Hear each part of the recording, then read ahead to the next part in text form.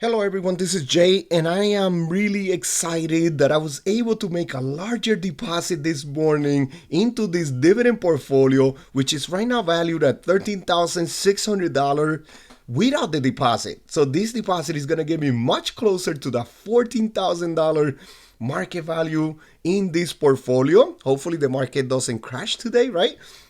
And it was thanks to the 5 weeks that we had in May. So I was able to get 5 paychecks from my main job and then 3 paychecks from my second job, which it was very, very helpful. I did my budget. I paid down a little bit more on my debt, and then I was also able to make that nicer deposit into this portfolio. I was able to deposit a little bit more into my Roth also, which it was really, really nice.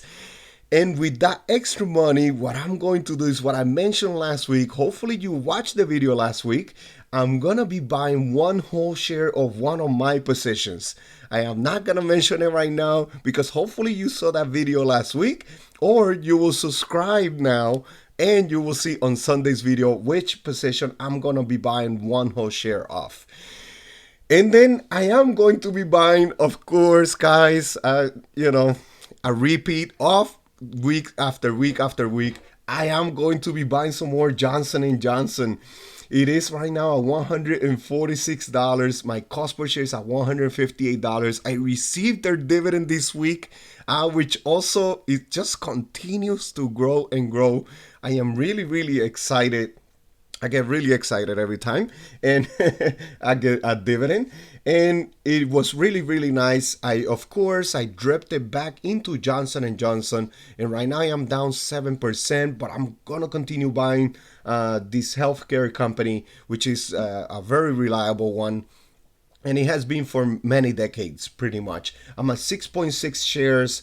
My cost per share, as I've said before, $158. I got over $1,050 invested in this company. I don't think I made the adjustment. I don't remember making the adjustment, or maybe I did, with the dividend that it dripped back. So I'm definitely buying some more Johnson and Johnson in the $140.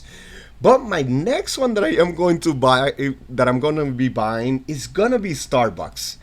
I have to buy more Starbucks.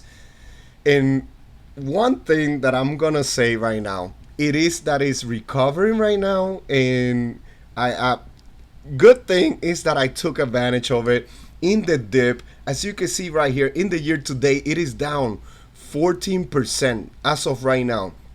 But I definitely took advantage of the dip right here, and I bought here. I bought more and more and more every week pretty much. I was even making extra deposits in the middle of the week, and I was not the only one buying Starbucks when it was down here.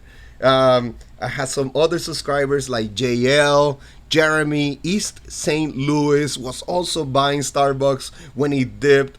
Maytech, one of my favorite channels, Vested Interest, and Just a Dividend Investor. Those are some of my subscribers that were buying right here. We were all buying right here in this dip. So, but I am gonna continue to buy even though right now it's recovering. As you can see right here, it is going up, and this is in the last month. As you can see right here, it is up 11.83%, almost 12% already is up. So I'm telling you, this has happened to me before in the past with Apple, with other positions, to where when it dips, I didn't take advantage of it. I didn't buy as much. And I said before, I am not making that mistake again. If it's a good company that I see is just continuing to grow and grow, I am going to be buying when it is on sale. If there's a sale sign on the store and something that I need or want, it is on sale, I'm going to buy it. I'm not going to go away, right? I'm not going to look at the sale sign and be like, oh no, you know what? I'm not buying that right now. Let me wait for it to be at the regular price once again, with the markup and the better margin for the store, right? I cannot do that. I gotta buy when a good company that I like, it's on sale. Of course, none of this is financial advice, guys. You guys gotta do your research. Um, But I definitely was buying right here, and it is recovering as of right now, $81. If it goes back down into the 70s, yes, some people are going to be like, oh, Jay, you were wrong. It is back down into the 70s. And then I'm going to be reading it and say, yes, I am buying more then. So I am going to be buying some more Starbucks today. I'm going to try to make one of my largest purchases today too into Starbucks because I see that it's recovering, so I'm getting a little bit of FOMO. It is still under my cost, which is good. Right now it's at $81.47, and my cost per share is at $84.69. I was able to bring it down from like $89. So I'm really happy about that. I'm at 6.9 shares, so almost at 7 shares. And I really want to continue growing and hopefully stays around this price a little bit longer to where I could get to like 8 or even 10 shares. I don't think it will be, but I'm gonna be buying some more. And I have the drip turned on, so since now I'm gonna get a larger dividend, let's highlight it right here and let's see. The next dividend, it should be almost $4. The next estimated next dividend, it should be almost $4, which it will be. They just paid in May, so it will be in August when I will get the next dividend, and hopefully it will start growing pretty soon. Let's see when they usually grow their dividend, which it is in November. It looks like every November they usually grow their dividend. So I still have another regular dividend of, let me see how much it was.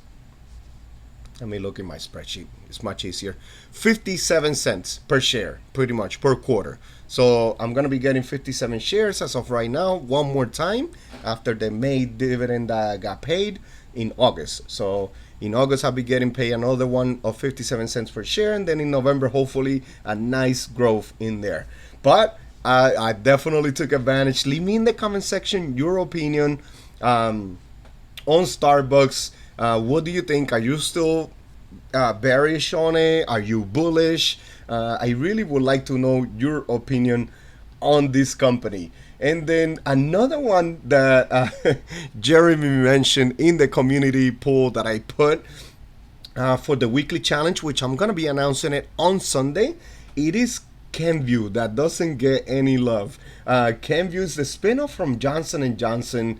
I like some of their products, and that's one of the reasons why I invested in it. I also think that Kenvue is still very undervalued, or I feel like Kenvue has so much opportunity to grow later in the years, right? I'm not buying Kenvue for the now. I'm buying Kenvue for the future. I'm buying Kenvue for 20 years from now. I do believe that their products are just going to continue to stick around, and they're just going to continue to be very popular.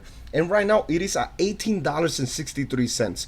So this is another one that I want to buy some more at this price. So other than Johnson & Johnson and Starbucks, I'm going to see if I focus on this one too, on Kenvue, ticker symbol KVUE. $18.63. It is a nice price right now. I believe Jeremy mentioned that he likes it under $19, so he's also buying right now. And I need to grow this position right here, together with Visa, which are my two smallest positions right here. So I'm gonna try to focus on this one also. And as you can see, if we go into the stock analysis tab, we go into Kenvue. As you can see, in the last year, it is down 25% right now. Wow. I bought right here when when it first started in IPO. I think it was right there. Let me see. Hold on. It started an IPO in May of 2023. I think I bought like in June, something like that. I bought like right here.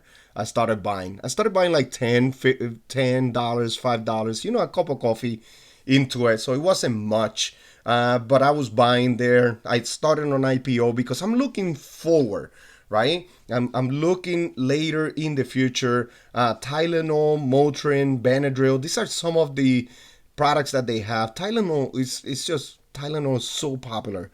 It's always everywhere. On my second job, which I work in the healthcare sector, pretty much, Tylenol and Motrin are always mentioned. Always, always. So that's also one of the other reasons. I grew up with Tylenol and Motrin, so that's like pretty much in my blood. I'm sure it is in yours too, because our parents, right? They just every time we got sick or anything like that, it was Tylenol or Motrin, and it's just Tylenol is just it's like Google. When you say, "Oh, do you know anything about this?" and then the person will tell you, "Oh, yeah, just Google it." So it's the same thing. You get a fever, oh, just take some Tylenol. Even if you go get the generic brand, you still mention Tylenol, right? But most households usually get Tylenol, and then they have some other brands too, of course. But they also have the Neutrogena and Aveeno brand also, other care products, body care, hair products. So this is a company that I am buying for the future. So it is one, and right now the dividend it is a 4.29%. So I want to pick up some more with a nicer, higher yield that it has right now. The payout ratio right now says it's 102%. I'm not nervous about that yet because they just started their IPO. So I'm gonna give it a couple of more years, but I want to buy it little by little. $5, $10 into it. It just won't hurt. And then hopefully in the future, I am right and I do get some very very nice dividend growth and very nice dividends that will hopefully pay some of my bills later on in the future. And then of course Visa is another one. I'm going to be buying and buying more and more. So I'm gonna see how much I buy this week into it, and then I'm at 1.2 shares as of right now. My cost per share is $274, and it has been between $270 and $280 this position right here. So I want to continue building this position in Visa. All right, everyone, please don't forget to subscribe to the channel so you can see Sunday's video. Let me know what are you buying today. There was another one of my subscribers that mentioned Old Dominion, maybe one that I'm gonna look into. And then there was another ETF, IYW, I think it is. I want to take a look at that one and do a video just on that ETF. I looked into it a little bit. Think Jeremy, I think Legendary, and I forgot who else mentioned that ETF right there. So I want to take a look at it, do a video, compare it to another ETF, and then get your opinion on it, right? All right, everyone. I hope you enjoyed this one, and I'll see you on the next one. Thank you. Disclaimer, I'm not a financial advisor, and this is for entertainment purposes only. Please do your due diligence and research before investing in the stock market. Thank you.